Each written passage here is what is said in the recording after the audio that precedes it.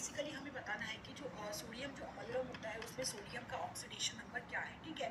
तो यदि हम सबसे पहले देखें कि व्हाट इज सोडियम अमलगम, तो यदि हम बात करें यहाँ पर अमलगम की, तो अमलगम जो होता है बेसिकली यहाँ पर हमारे पास इट इज़ एन अलॉय, और बेसिकली यहाँ पर हम मेटल यूज़ करते हैं और उस मेटल के साथ हम यहाँ पर क्या यूज़ करते हैं, मरकरी, ठीक है। तो मेटल, किसी भी मेटल और मरकरी का यहाँ पर जो एलॉय होता है उसी को हम क्या बोलते हैं, अमलगम। और बेसिकली यहाँ पर जो मेटल है वो कौन सा है हमारे पास, सोडियम। दैट मीन्स कि Na और Hg मिलकर के हमारे पास कौन सा फॉर्म बना रहे हैं, दैट इज सोडियम अमलगम, ठीक है। अब बेसिकली जो हमें पता है कि एलॉय जो होता है बेसिकली हमारे पास कैसा होता है, it is an homogeneous mixture, homogeneous mixture. और बेसिकली यहाँ पर क्या होता है कि यहाँ पर बेसिकली मिक्सचर में यहाँ पर ये दोनों मेटल जो होते हैं वो रिएक्ट नहीं करते। बेसिकली यहाँ पर हम बेसिकली ये दोनों क्या करेंगे, मेटल्स रिएक्ट नहीं करेंगे।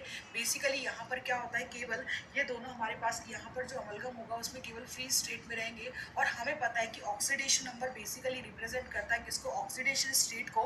और बेसिकली यहाँ पर हमें पता है कि जब फ्री स्टेट में जब यहाँ पर कोई भी एलिमेंट होता है तो बेसिकली उसका जो ऑक्सीडेशन नंबर होता है वो बेसिकली क्या होता है, 0, ठीक है। तो कहने का मतलब है कि यहाँ पर सोडियम अमलगम में दोनों ही सोडियम और मरकरी दोनों ही क्या है, फ्री स्टेट में, कोई भी यहाँ केमिकल रिएक्शन नहीं है, ये केवल किसका फॉर्मेशन कर रहा है, एक मिक्सचर का। सो बिकॉज ऑफ दैट यहाँ पर इन दोनों की ही जो ऑक्सीडेशन नंबर होगा वो क्या होगा, 0। इसीलिए यहाँ पर जो हमारे लिए करेक्ट ऑप्शन हो जाएगा that will be option number 2।